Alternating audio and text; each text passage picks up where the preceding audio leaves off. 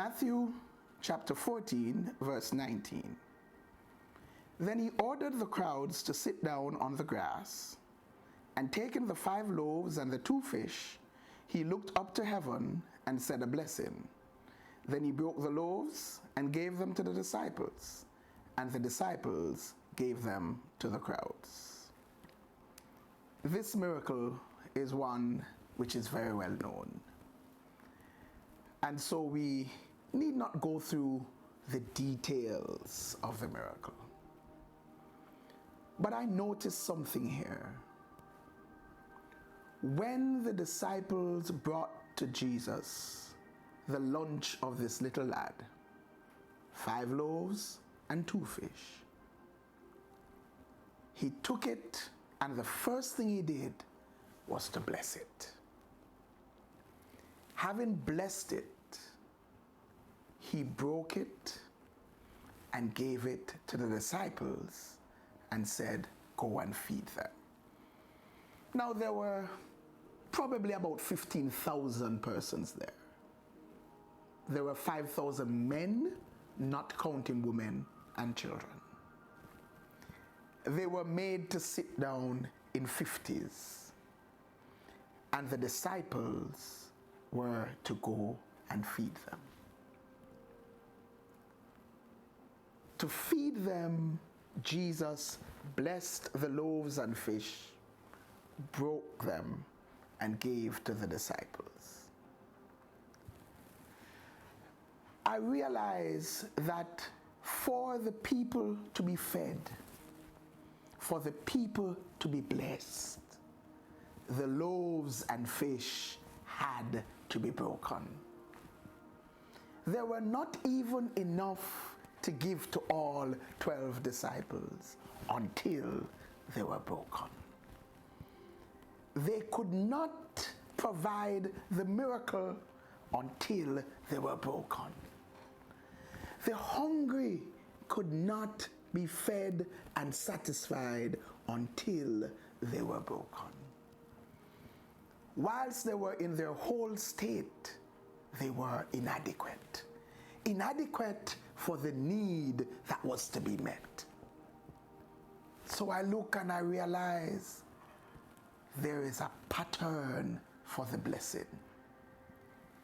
Blessed, broken, given. Jesus, we see it happening with Jesus. So when he was baptized by John the Baptist, and he came up out of the water, we see the blessing when the heavens were open, the dove came down, the Spirit like a dove came and rested upon him. And the voice from heaven said, "This is my beloved Son, in whom I am well pleased." Blessing. And then we saw him broken as he was beaten and scourged and crucified, so that he could be given. For God so loved the world that he gave his only begotten Son. It was only after Jesus was broken that we were able to be blessed and delivered and saved by him. It is by his very stripes, the cuts, the wounds on his back, the breaking of his skin, that we are healed. And so it is with us. Sometimes we despise the breaking. We get disturbed by the breaking. But until we are broken, we cannot truly be given. We cannot truly be a blessing. And that's why the scripture says, we have not a high priest who cannot be touched with the feeling of our infirmities, because he was tested in all manners like we are. He looked on Simon Peter and he said, "Simon, the devil wants to sift you like wheat. But I pray for you, not that you miss the testing and the trouble. I pray for you that your faith fails not. And when you are converted, strengthen the brethren." We have very little use to people who are suffering and hurting and lacking until we have been broken.